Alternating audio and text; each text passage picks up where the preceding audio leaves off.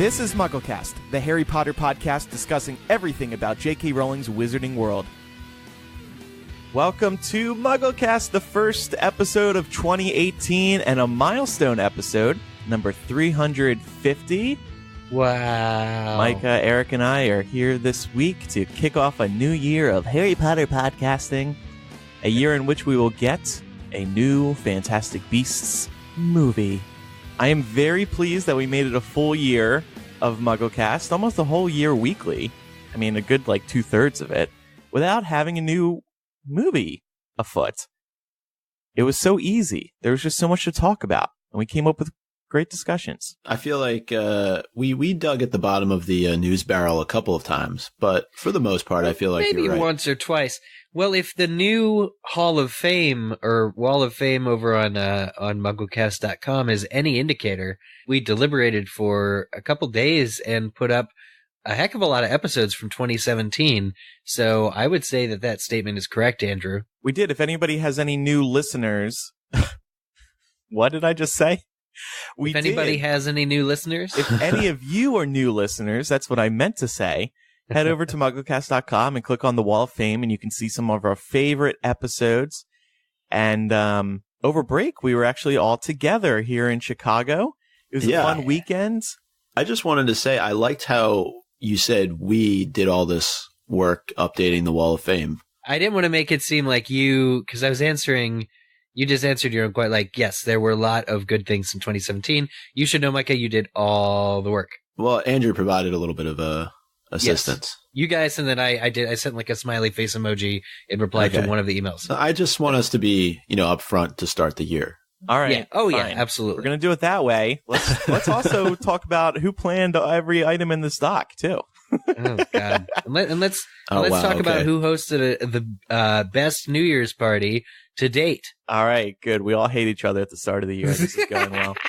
No, but we had a fun weekend in Chicago. All three of us were together. We did a photo shoot. We took we never had any professional photos taken of us. So we were like, let's do it for upcoming conference appearances, for the website, for Patreon, for social media. So we did that. Definitely hit twitter.com/MuggleCast and Facebook.com/MuggleCast if you want to check those out. And we're using some of those on our personal profiles as well. So that was great.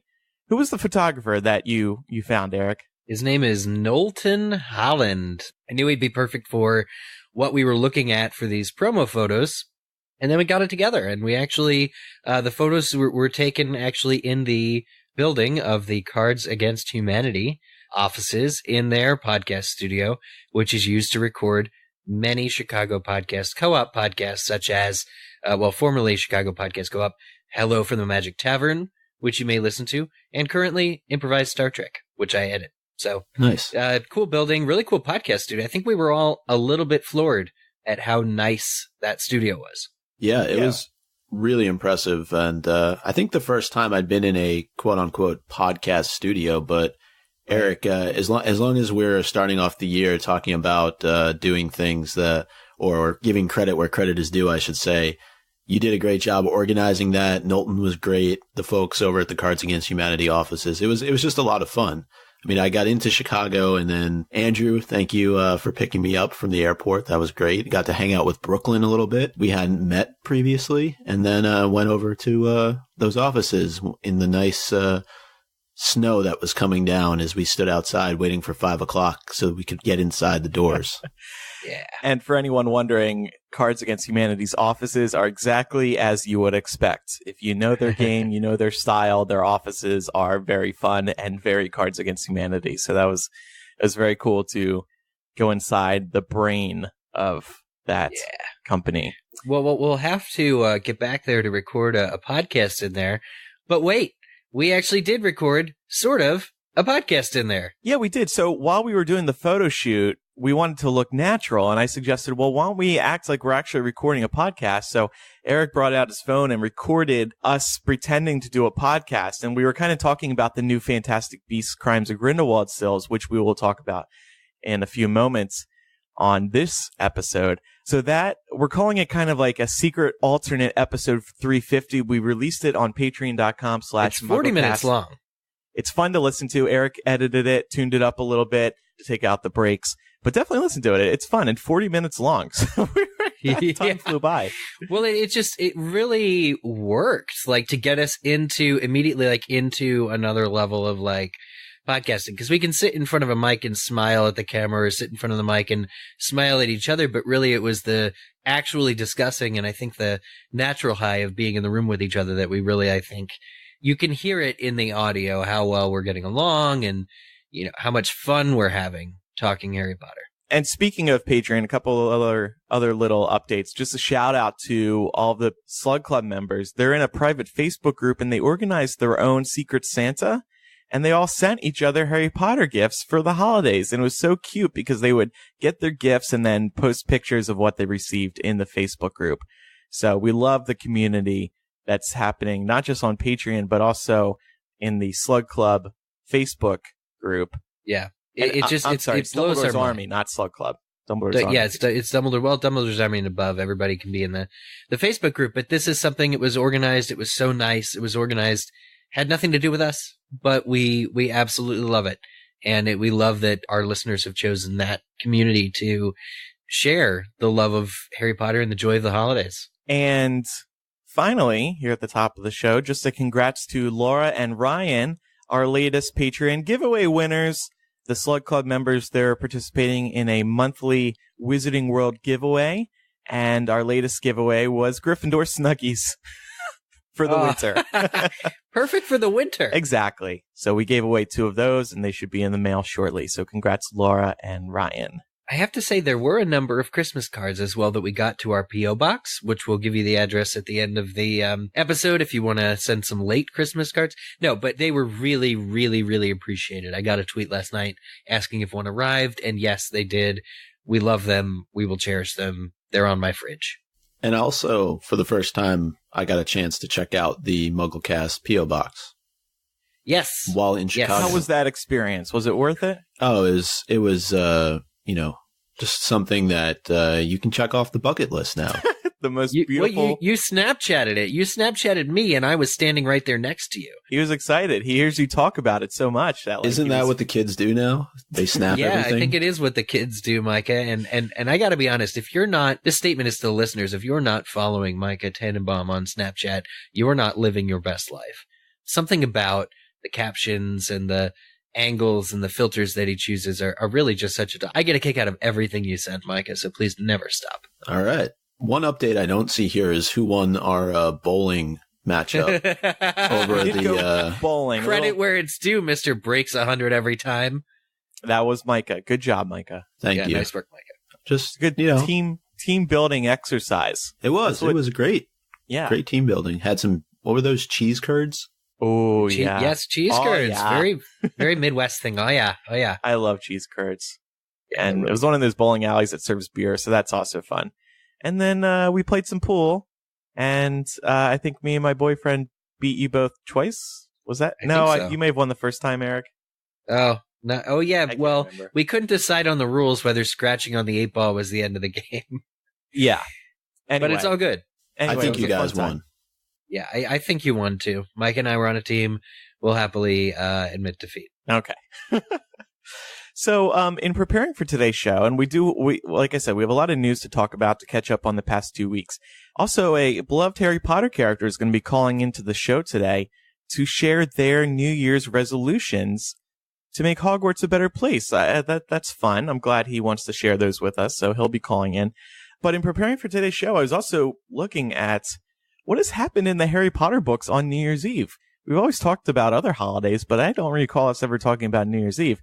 So I looked it up, and, well, there's a reason why we never did, because nothing ever really happened, except for Tom Marvolo Riddle was born on New Year's Eve. Right. How eerie. I had forgotten about that. Anyway, just wanted to note that. All right, well, we're going to have that Harry Potter character call in a second, but we want to tell you about our first advertiser of 2018, Blue Apron. Woo! So it's a new year. May want to change up what you're eating, what you're putting inside of you. And for 8 weeks, ending on February 26th, Blue Apron is teaming with Whole30 to bring you delicious recipes The menu will feature 2 Whole30 approved recipes each week, like Mexican spiced barramundi with avocado, Togarashi chicken lettuce cups with avocado, and kale sweet potato salad. So you can kickstart your new year with Blue Apron and Whole30. Some people swear by Whole30. It's a different way of eating. I love using Blue Apron to cook. You get fresh, pre-portioned ingredients and recipes right to your door that can be cooked in under 45 minutes. And the menu changes every week, and recipes don't repeat more than once a year. And with the new year just kicking off, now's a great time to try a lot of new in your life so you can get all this new food for a full year. Blue Apron is treating MuggleCast listeners to $30 off your first order if you visit blueapron.com/MuggleCast. So check out this week's menu and get $30 off with free shipping at blueapron.com/MuggleCast. Blue Apron is a better way to cook and a great thing to try in the new year. New year, new you. All right, so Sounds we tasty. are going to have a special guest call in now. He wanted to speak to us, let us know changes he's making at Hogwarts. So this is going to be fun. We're going to be calling Dumbledore. I got his number. How cool is that? Albus Percival Wulfric? Yeah. Brian Dumbledore? Yeah, he has a Muggle number. Hold on, so I'm giving him a call. Oh, he would. You can call into the great beyond. I didn't know that was a thing. Through the veil, cell phone signal. Yes, hello? Hello, Dumbledore? Yes. Who am I speaking to? You're speaking to Eric Skull, sir. Big fan. Big fan. Oh, hello. Happy New Year. Happy New Year. Yes, I wanted to call in to share my New Year's resolutions to make Hogwarts a better place. It is a new year, and I thought now is a great time to change things up at my beloved school. Yeah, it seems like people are always breaking into Hogwarts, sir, and it seems like it's a good kind of idea to make it a safer place, if you can. I mean, that's very rude of you, but yes. So, I mean, Just an do agree observation, there are some sir. changes. All right. Well, thank you. Yeah. Okay. So I've got 14 New Year's resolutions. Would you like to hear them? I would love to. Micah, would you?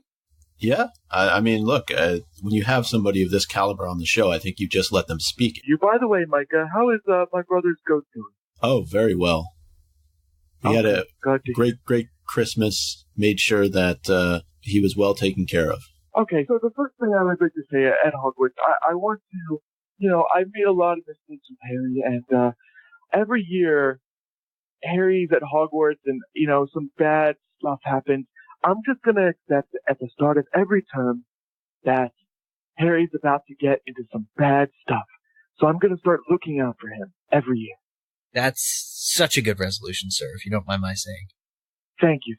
I have also decided I'm going to do better background checks on the DADA professors at school. I just haven't tried, and starting this year, I'm going to try harder. Yeah, maybe look through their luggage and make sure there aren't any additional Defense Against the Dark Arts teachers, stowed away in chains, That's a good idea. Yeah. Yeah, I'm also back- going to stop leaving Hogwarts in the middle of things. I don't know why I seem to leave every time something big is going down. I'm going to stop that. And speaking of leaving, I'm going to tell the Board of Governors to just chill, okay? I got this. That's number 11. That sounds great. Thank you. Number 10, I'm going to stop letting those staircases move unexpectedly around the castle. I mean, whose idea was that? People can fall and break their neck, and then I've got a lawsuit. And I don't have time for that when I'm vetting DADA professors and I'm taking care of Harry. See, I thought you thought that was cute. The moving staircases and you tolerated it, just keeping Peeves around, that you're just oh, it's quirky and magical. That's true, but Peeves is safe. The stairs are not. People can break their necks, and That's fair. I don't want that on my hands. Yeah. All right, so that was number 10. Number 9, I'm going to check in on the house elves this year to make sure they're still cool with their low wages. I was thinking about SPEW earlier, and I was thinking, well, damn, it's been a while since Hermione was all on top of that, so I think I'll get back on that and make sure things are still chill down there. I'm also going to kindly ask Snape to stop being such a jerk face to Harry, Ron, and Hermione. and maybe Neville too, but mainly Harry, Ron, and Hermione. People just hate him, and I think they should like him more, like I do. Yeah, I think that'd be great. Good, glad you like it. I'm also going to come up with some sick new words of wisdom to hand down to the children. I've always got some cool ones, and I'm running a little behind this year. I'm a little short. I'm going to come up with some new ones. I want an MLK level bombshell, something that people quote for decades to come. I want to be like Martin Luther King. He's so admirable.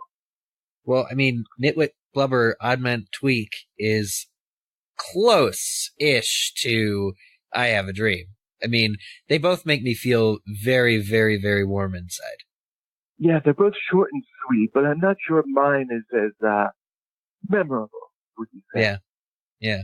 Number 5, I want to send Hagrid to some teaching conferences so he can improve his abilities. He tends to not be the greatest teacher, I myself will admit. So, I'm going to send him to get some proper training. I like that. I think Hagrid just needs the confidence, and confidence will come from practice. So I think that's a great idea. Bless you, sir. Thank you. Oh, number 4. I'm not sure why I have this idea, really. I'm going to polish the suits of armor so they don't look so rusty and unimposing. They've gotten a little dirty, and you know me and my sexuality. I like things a little cleaner. I think I'm going to clean them up a little bit. And I think, too, yeah, like, who's afraid of some rusty old suits of armor, right? But if you polish them up, they're going to look like they're brand new and would, they defend the castle, don't they, when intruders come? Right. Yeah. I understand why you put this on your list, Mr. Dumbledore. Oh, thank you. Yes, it was a good one. And if they look clean, then if they're not dusty, then that means they've been moving, and moving means they've been training to kick some wizard's butt.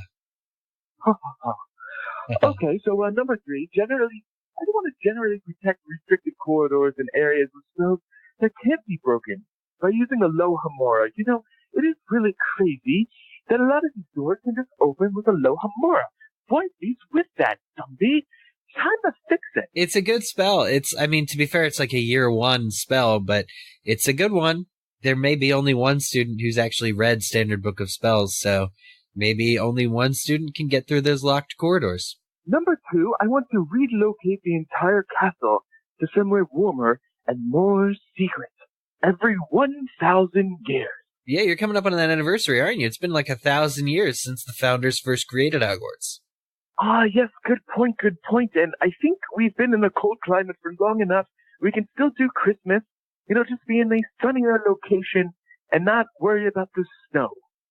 I love that idea. Thank you. And then the number 1 New Year's resolution to make Hogwarts a better place, I'm going to add some safety barriers at the top of the astronomy tower.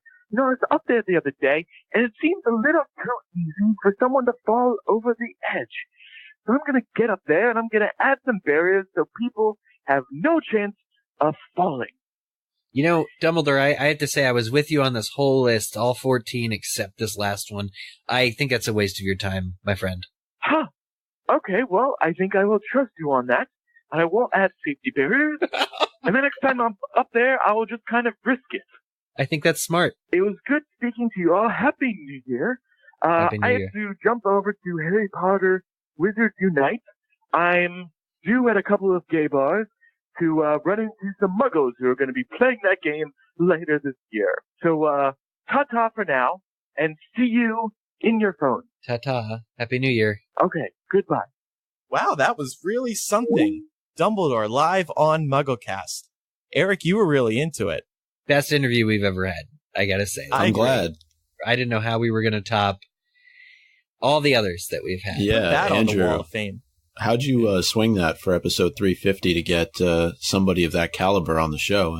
Well, we told him it was a 350th episode, and I knew he had some new things he wants to do. So at Hogwarts, that was a great list of New Year's resolutions. I don't know why, but I'm exhausted. Take a drink It's still of water. early. It's still early Chicago time. So let's talk some news.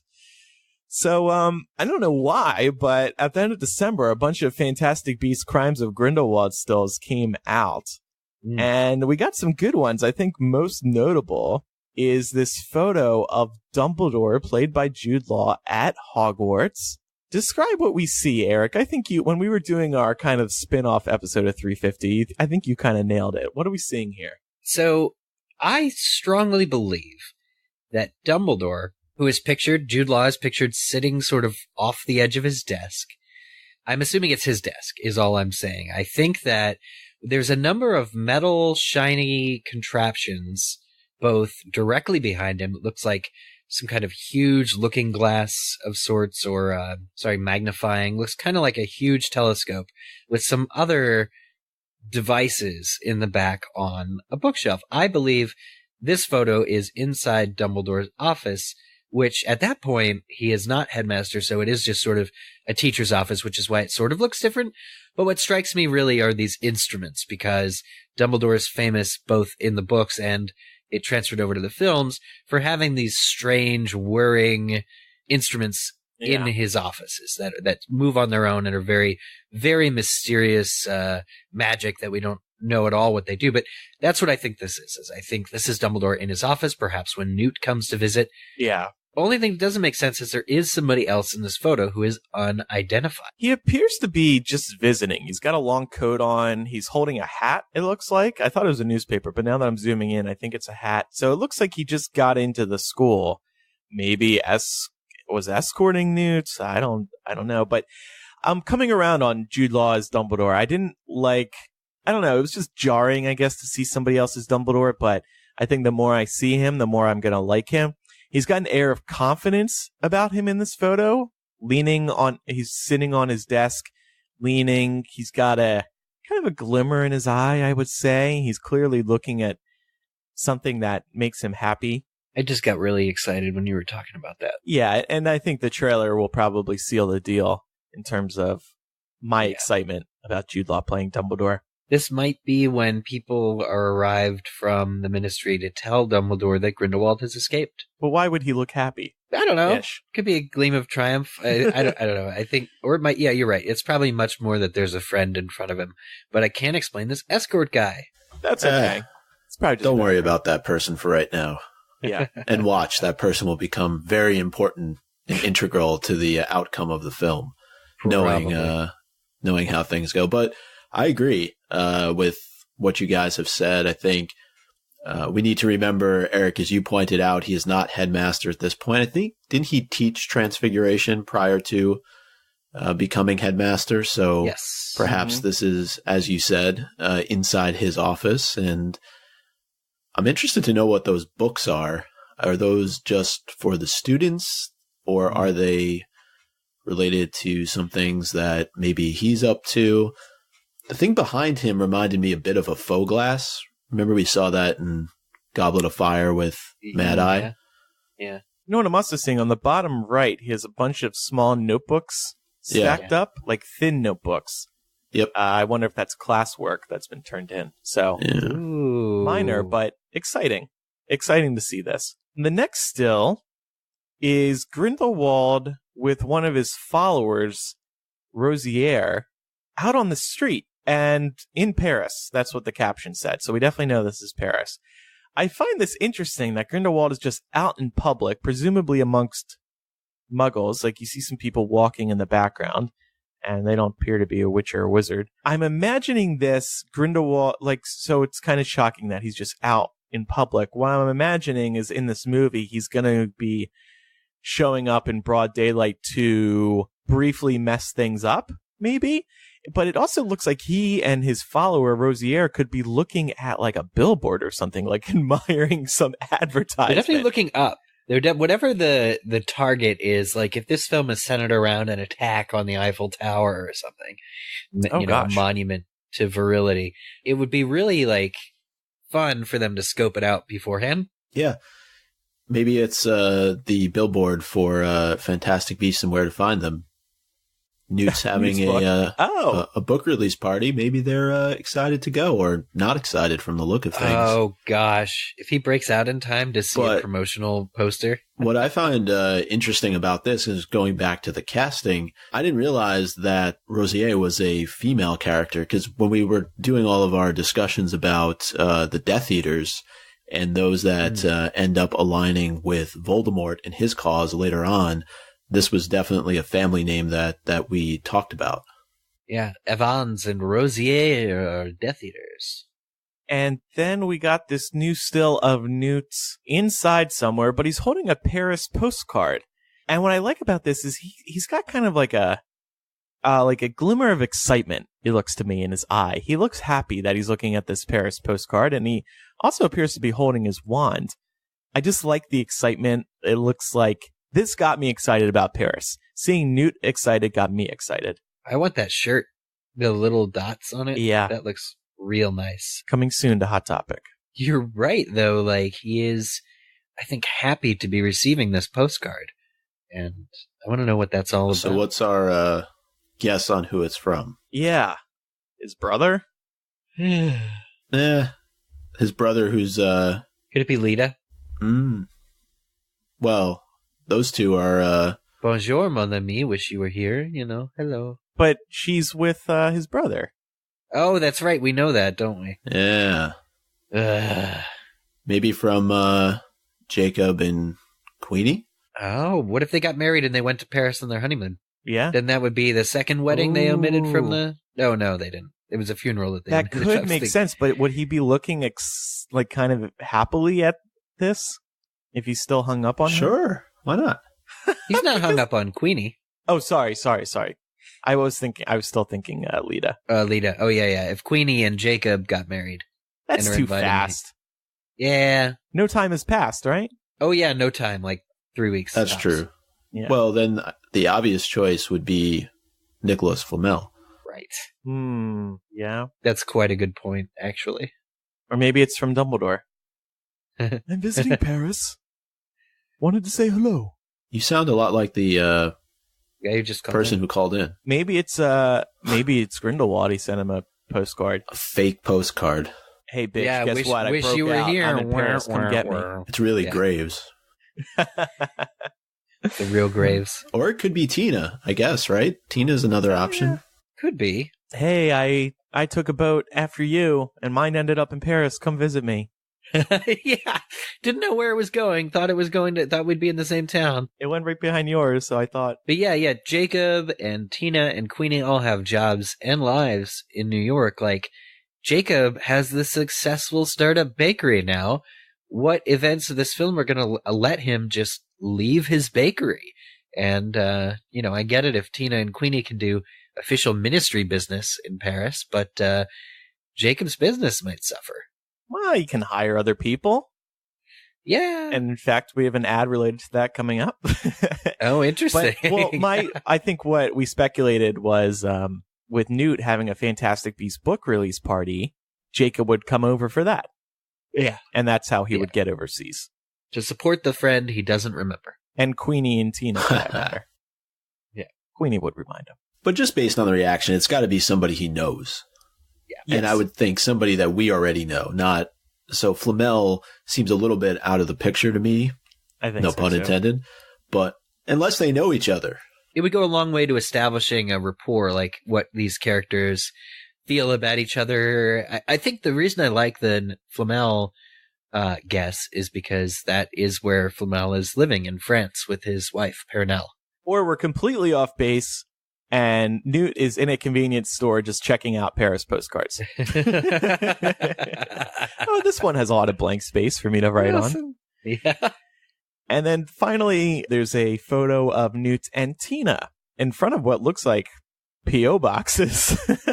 Yeah, it looks like our P.O. box, actually. Why don't we have box number 2708? And we again see this gray coat that Newt is wearing. I'm really loving the different coat color. I think it freshens up his aesthetic.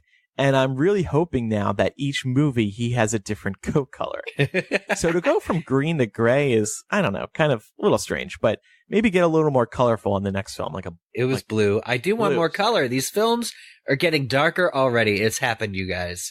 He's gone from a blue, bright blue to a just gray. Just charcoal gray. Yeah. It does look very, very nice. Academy Award winner Colleen Atwood is clearly rising to the challenge of surpassing even herself on this sequel. And I really love what Tina is wearing. This looks kind of leathery, or like a pleather soft jacket really good looking. So yeah, they both look You'd great like Tina in leather? photo. Oh boy. Somebody's pointing out, let's see, who was that? James in the chat is pointing out that Rosier is actually referenced in Goblet of Fire. Karkaroff says there was Rosier. Evan Rosier. Yeah, we did a whole episode on that.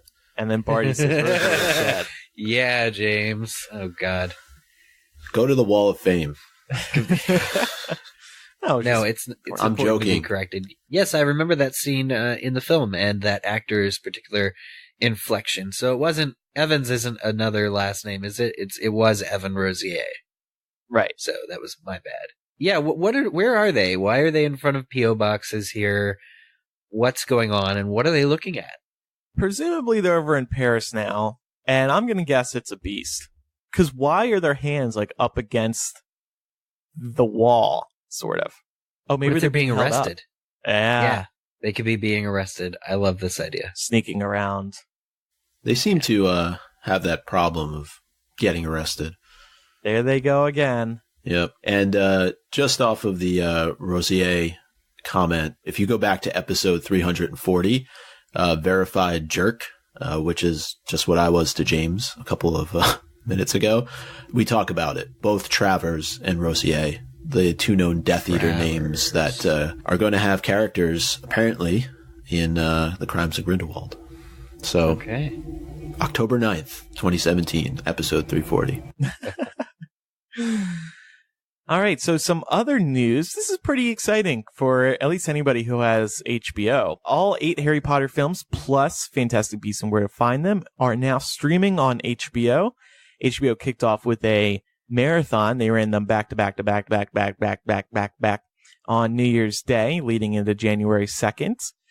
This also means that the Harry Potter movies are no longer on Freeform, which is kind of crazy to think. It was formerly ABC Family. They've been there for so long. We've just all gotten used to these Harry Potter weekends. You turn on the TV and, oh, Harry Potter's on, going to tune in and just sit here and watch them for the rest of the day. Yeah. That is no more. But the good news is if you do have HBO or somebody's password, you can access them at any time. And the best part is, unlike Freeform, commercial free. I wanted to ask you guys, so you have access now to every single Harry Potter movie on demand, HD, no commercials. What's the one you watch first? Not me. I don't have HBO. Okay, well, pretend you do. What's the one you watch first? The first one. Yeah, I would say Sorcerer's Stone. And that is actually what most people said. I thought you were going to say that is the wrong answer. Wrong answer. Yeah. Because Sorcerer's Stone is not there. No, 62 participants said Sorcerer's Stone. That was the number one answer. Number 2. Can you guess number 2? Don't look. People really like the fourth movie. Oh, I haven't clicked the link yet. Okay. I'm going to go with Half-Blood Prince. I think that was a popular choice. That is right. That is number 2 with 25 votes. Number 3 was Prisoner. Number 4 was a tie between Order of the Phoenix and Fantastic Beasts. Oh, nice. You know, what's interesting, what they did on that marathon was after Deathly Hallows Part 2, they went into Fantastic Beasts. Yeah. Oh, love it. Because they also have the rights to that. So one of the interesting things, though, and why I would go back to the early films is that there's so many deleted scenes that, because when we started our podcast in 2005, several of the movies had already been released. And as we went through all the movies that came out after that, we always would spend time talking about the deleted scenes that came on the DVD or the Blu-ray. And I find myself forgetting what the deleted scenes look like back in the early movies. And they used to include them on Freeform and ABC Family. I'm not sure if they're included in the HBO versions. I don't think they should be. I was never part of a fan of put this back in the movie because a lot of, like the first 2 films, it worked because they were just things that were cut. But as you get into later films, they become alternate scenes and it doesn't make sense at all for them to be back in the movie. Yeah, I agree. I don't think they have the deleted scenes in there. Like there has to be a line somewhere. And unfortunately, Freeform, being the amoeba Freeform that it is, kind of blurred the lines a little bit. And even though it was nice, it was an extra, 15 minutes of Harry Potter. Who can fault it? The lack of commercial breaks on this one means this is a steady, streamlined, theatrical presentation. What about you, Andrew? What would be your top choice? I think Half-Blood Prince too. I wouldn't watch the first one. I just feel like I've seen that so many times already. I have that completely memorized in my head. But Half-Blood Prince, I would like to watch first. It's definitely not my favorite book. That's Order of the Phoenix. But one of my favorite movies. I think David Yates improved a lot between number 5 and number 6 as director. I'm just so surprised at how low scoring Deathly Hallows Part 1 and 2 are. Yeah. Chamber of Secrets Deathly has Hallows the least amount of votes. Yeah, and Chamber of Secrets. Why are people so happy with the first film? It's the top rating, 62 votes, but Chamber of Secrets is the least vote with 5. It was the introduction to the series, though. I think that probably plays a large part in it. Yeah, and I kind of figured a lot of people would vote that way, but I was curious to see if maybe I shouldn't have included Sorcerer's Stone. See what people would have picked if not the first one. How do we tweak the data? By the way, Micah, when Micah was here, he saw some of the Harry Potter art I have hanging up, and one is When Muggles Attack. And he asked me, what is that from? Why did they make this book called When Muggles Attack? And I was like, I don't know. But then, as luck would have it, I'm tuned into the final Harry Potter weekend, and what do I see? When Muggles Attack in Umbridge's desk in Deathly Hallows Part 1. So there you go. It's propaganda. It's, all that stuff trying to make wizards think that Muggles are going to attack them and that they're dangerous. And that's why I love it, because they are. Yeah, but this is just a short-term thing, right? It's only going to be around on HBO through June, and then I think you said that it's moving to NBC, or NBC will own the rights. Right, and all of their channels. And I think I read something at one point that said they might be airing on Sci-Fi Channel and one other. But I imagine NBC itself will air them maybe around Christmas time, like air movie number 1. But yeah, they're going to have them for the foreseeable future after that. So for those who have HBO, enjoy them. Enjoy the streaming accessibility now. Yeah, and the fact that it's commercial free. Yes. Or what you could do, this is more old school, but you take your Blu-rays, which most have those digital codes, and you pop them into iTunes, and then you have access that way whenever you want. This was a story, this is a little old, but we had missed it when it happened. In mid-December, J.K. Rowling made a blog post about why she blocked a fan on Twitter. Trying to find here it is. Yeah. Because there were rumors that she had blocked a fan on Twitter for hating on Johnny Depp, and the person who was blocked was like, it was only one tweet. I had never contacted her before. So the media started reporting J.K. Rowling blocks fans, and, it looked bad.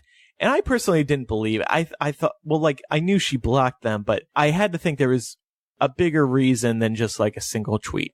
Right. The original, the tweet that got everybody's attention, the one that she said was the one that caused her to be blocked, is at JK, here's the tweet. It says, so if I understand correctly, the actor who played Crabbe, a minor character, was fired from Harry Potter for doing drugs. Yet Johnny Depp, who abused his wife, gets a major role in your movies, ? Correct me if I'm wrong, at JK Rowling. And then so the tweet that was put out like, J.K. Rowling blocked me, had that screenshot, and then the screenshot of clicking on J.K. Rowling's face and seeing that you've been blocked. So people saw that and kind of jumped to conclusions. So this actually drove J.K. Rowling to write a post on her website. She said, I have one simple rule when I block people on Twitter, which I do very rarely. I block when my personal line has been crossed in terms of aggressive or insulting language. Some recent publicity was given to the fact that I blocked a fan on Twitter. Contrary to the fan in question's assertion, they were not blocked because they asked a question about Johnny Depp playing Grindelwald. I saw several of this particular individual's tweets by chance, and they were saying things to and about me and about somebody with whom I work closely that crossed the line of what I prepared to accept. So she's defending herself, and I think that was a good idea because there were some rumors getting out there that didn't look good on her. They didn't look good at all. But it says she came across the tweets by chance. Why even entertain them, though? Why even take the necessary steps as she sees them to block this person this just seems like it's a waste of time. Well, she was triggered. Yeah, but who cares? Like, I'm sure people say far worse things to her than what this person said in a tweet. I just feel like this is a move on. Like, so the research that is taking place then is pointed out, and this article from This Is Insider kind of identifies what was probably the tweet that did get her blocked by J.K. Rowling, where this woman, Lindsay, is responding to David Yates's statement, the one that he released that was very, very tone deaf and not at all well thought out at all from an interview. And Lindsay just links to that exact interview and then said alongside the link, David Yates can choke. Yeah, I mean, that's a terrible thing to say, but in the grand scheme of it, well, who cares? She does what she wants. Let her live her clearly life. It's an emotional reaction. Everybody's very fired up about this. I just feel like it's very juvenile to block somebody. Whoa. In general. Whoa. I mean, I've blocked people from being D's. Can you please unblock me, Andrew? No, but I mean, was this person just nonstop tweeting at her 24 hours a day? See, that's different. But if it was just one tweet or two tweets, just let it go. Move on. Well, look, I'm sure she Grow sees up. But think about this. She also sees a lot of crap, and she probably does not block everybody. I'm but for sure some she reason, does. That's my point. And she also said that this person had said something mean about somebody she works closely with. So, it got personal. That's the thing. Yeah. This tweet comes across somebody, it's just some random person to you, says David Yates should asphyxiate himself. I mean, nobody wants that. She knows this guy. Yeah. She probably had tea with this guy earlier that day. Right. And somebody's saying he can choke. I mean, come that's on. mean. That's mean. Yeah, but Let's not get out of context, it's not, but all right, she's but obviously if you go through and look at all the at replies to her, you're going to selectively choose this one and say, I'm going to block this person. Yeah, so what? It's a coincidence that the question asked about Johnny Depp occurred before she was blocked, maybe, I guess, unless this person then tweeted, I saw she was blocked, then tweeted that. Please, let's not get into this. I mean, it's... Yeah. She does what she wants. But I do want to say that she hasn't blocked me, and in fact, she liked one of my tweets. I went on a little social media break right before Christmas, and at the end of it, so I'd said a goodbye tweet, and then at the end of it, I said, at J.K. Rowling, please don't tweet anything good while I'm gone. And then later, the next morning, she likes it, and one of our friends and listeners, Terrence, he sent me a screenshot. J.K. Rowling liked this tweet from Andrew. I'm like, of course she pays attention to this tweet and likes it. Why not respond to my lavender tweets? Why not respond to my other very, very meaningful and well thought out questions on Twitter to you? This really brings into question the whole hashtag Wormtaily debacle all over again, because I think she likes you. I think she's always liked you. I don't think that was a real anger, even though she sicked a whole army of people on you. I think the hatchet is buried. J.K. Rowling, please come on MuggleCast now. Yep. Come on, I just defended you and you're blocking. You're never going to top Dumbledore's appearance on this show. I think that was a career high. Oh, thank you. But yes, I agree. Yeah. Final news story. This is just a small update. We told you that Harry Potter, A History of Magic, this is a very cool looking new exhibit with artifacts from J.K. Rowling's personal archives about the creation of the Harry Potter series. It's happening now over in England. There is a book that you can buy. We reviewed the book a couple months ago. This exhibit is coming to New York October 5th to January 27th. That is the news. And tickets will be going on sale pretty soon, I believe. So it's probably going to be a lot of demand for this. So you might want to secure tickets early. Tickets are going on sale to the general public in April. The cool thing is that you can time this. They're not $400 though, are they? I don't think so. No, they're probably going to be a lot cheaper. You can time this with your visits to the Cursed Child if you want. So we won't be able to, but if you're seeing Cursed Child between October 2018 and January 2019, this is a perfect thing to do before or after the show. And this is at the New York Public Library, you said? Yes. Are you a member, Micah? I'm not a member, but I think I brought it up on the show before. Several years ago now, they did a very cool display of the Tales of Beetle the Bard, the handwritten editions that J.K. Rowling only gave away. I think it was 7 to select people after the release of Deathly Hallows. So they had one of those on display along with a couple of other things. So it'll be cool to go back there. They usually do a really great job with those types of things. You know, like I said, we reviewed this book and it looks really, the book feels like you're going through a museum because they have high quality scans of a lot of the stuff on display. And I know a couple Hyperwall people who went and absolutely adored the exhibit over in England. So looking forward to seeing it. So that's coming up later this year. And of course, Fantastic Beasts, Crimes of Grindelwald, and who knows what else J.K. Rowling will throw at us. Or Robert Galbraith. Right. Please, Robert Galbraith. Who is he? I said, please, Robert Galbraith. Oh, please. And then, you know, we've talked a little bit about these stills, but when are we getting this first trailer for Fantastic Beasts? We thought it was going to be with Star Wars originally. Now we're already into January and we haven't seen anything. I don't know. I thought maybe the stills could be a good sign. Oh, yeah, true. We'll just have to wait and see. What's in the pipeline as far as movies that are coming out in the next couple of weeks? Anything? Movies coming in 2018. I know Black Panther comes out in February. That's a big Marvel movie. Avengers Infinity War comes out in May. Jurassic World, that comes out in the summer.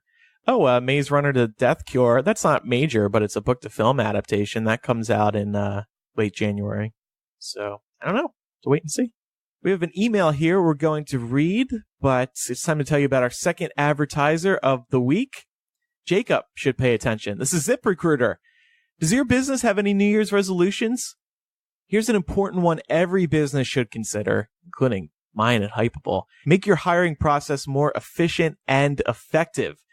This year, let ZipRecruiter help. No one has done a better job of transforming how you find the right talent than they have. Here's how it works. ZipRecruiter posts your job to over 100 of the website's leading job boards with just one click. Then ZipRecruiter actively looks for the most qualified candidates and invites them to apply. They even review every application to identify the top candidates so you never miss a great match.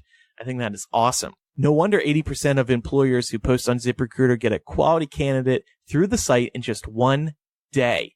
Find out today why ZipRecruiter has been used by businesses of all sizes and industries, including bread baking, probably, to find the most qualified job candidates with immediate results. And right now, our listeners can post jobs on ZipRecruiter for free. That is right, free. Just go to ZipRecruiter.com/MuggleCast. That is ZipRecruiter.com/MuggleCast. Try it free. This is a great New Year's resolution for everybody if you're looking for a great, streamlined, easy way to hire and find the right candidates. ZipRecruiter.com/MuggleCast. Thank you to Zip and Blue Apron, our first sponsors of the year. They help us continue the show, help us grow, help us pay for photo shoots. So if you support them, that helps us as well. Finally, we have an email here. Micah, would you like to read it? Sure. It comes from Shiloh, who says, "Hi, MuggleCast. Love listening to you guys on my hour-long drive to work. Thanks for keeping me company. Started listening about 3 years ago when a friend was talking to me about boring podcast stories, and instead of listening to what she was saying about some adult boring facts about who knows what, I had a random thought. There must be a Harry Potter podcast if they have a podcast about whatever my friend was talking about.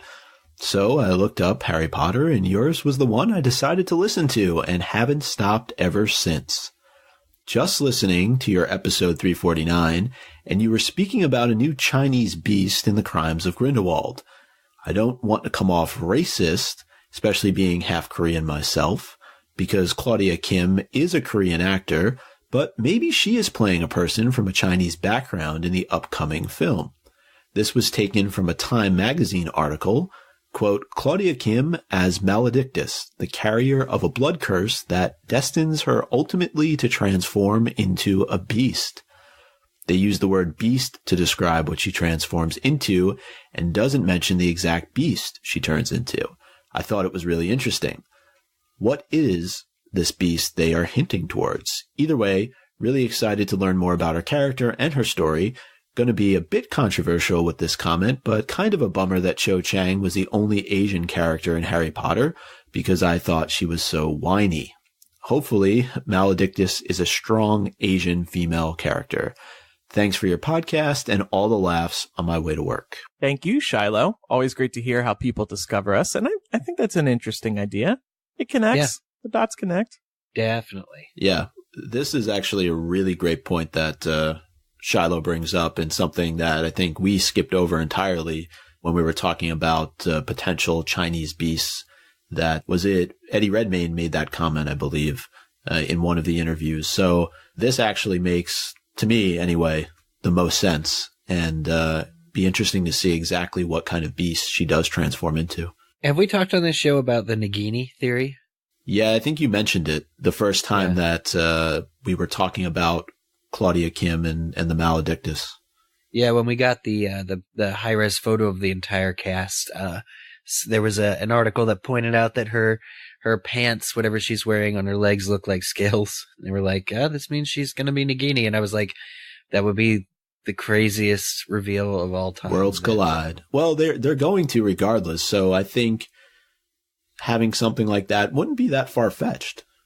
I agree. What does that mean, though? She permanently transforms into a snake? Yeah, it's a blood curse, like werewolfism, but it's something that is, for whatever reason, irreversible. Yeah. And you know how we always knew Nagini, there was something really odd about her and her connection with Voldemort? Well, and you usually wouldn't trust another person with your soul, or another living creature with your soul. Well, even though she's Grindelwald's follower, we can presume in this film, or maybe she's not Grindelwald's follower, but she eventually might become Voldemort's #1 fan. Interesting. Well, if Newt gives Fawkes to Dumbledore, why not Grindelwald give Nagini to Voldemort? There you go. Makes Everybody's gifting pets. It's Christmas all over again. Life is a circle. Okay. So, time for some Quizzitch, the first one of the year. Yay! Welcome to Quizzitch. The question on everyone's mind is last week's Quizzitch question: how many pages in the U.S. hardcover edition of Harry Potter and the Goblet of Fire? Andrew, do you have your hardcover with you? I do, behind me. Do you want me to pull it out? Mm-hmm. I just remember my guess was closest without going over. It was Price is Right rules do apply. And please tell the audience at home, Andrew, what is the last numbered page in Goblet of Fire? Well, it is 734. There we go. Ding, ding, ding. 734. We actually had people submitting answers over on Twitter, which is how you win Quizzitch. And it's the correct answer. There are 734 pages in U.S. hardcover Goblet of Fire. And this is, I mentioned last week, this is, for some reason I remember this. I don't remember. But I got a bunch of people writing in saying they, too, somehow committed to memory. Mac Allen was the first person to reply. And they said Goblet of Fire is 734. A friend and I were talking about which book was the longest, and they thought Goblet of Fire. And I had to bring out my books to show them it was order. The numbers stayed in my head for future discussions. And at Weensy the Potterhead says Quidditch answer is 734. I also randomly knew that fact because at the time I first read it, it was the longest book I had read to that point. I agree. And runner-up winners, shout-outs to Kelsey Pays, Hannah Boxberger, Janeth Gutierrez, Scott Shiflett, Chelsea Brunette, Real Food with Dana, and Hannah Van Amber for the correct answers at Quizzitch. So thank you for submitting. Next week's question. This one is a doozy. What are the 3 Ds of apparition in the order in which they are supposed to be said? Is one of them doozy? Doozy. This one's a doozy. The 3 Ds of apparition. That is this week's Quizzitch question. Please submit your answers to us via Twitter at twitter.com/MuggleCast. Okay. Let's remind everybody how to contact us in this new year. We would love your voicemails. 1-920-3-MUGGLE. That's a U.S. number. That's 1-920-368-4453. Leave us a voicemail, a question, a comment, anything you would like us to respond to regarding Harry Potter. You can text us, too. You can text us as well, but we prefer voice because we like to hear you. Just keep the message around 1 minute long. Make sure you're in a quiet place. ideally don't call through the car Bluetooth. I've noticed people doing that, and it doesn't sound very good. So if you call us no speakerphone either, just good old phone communication style.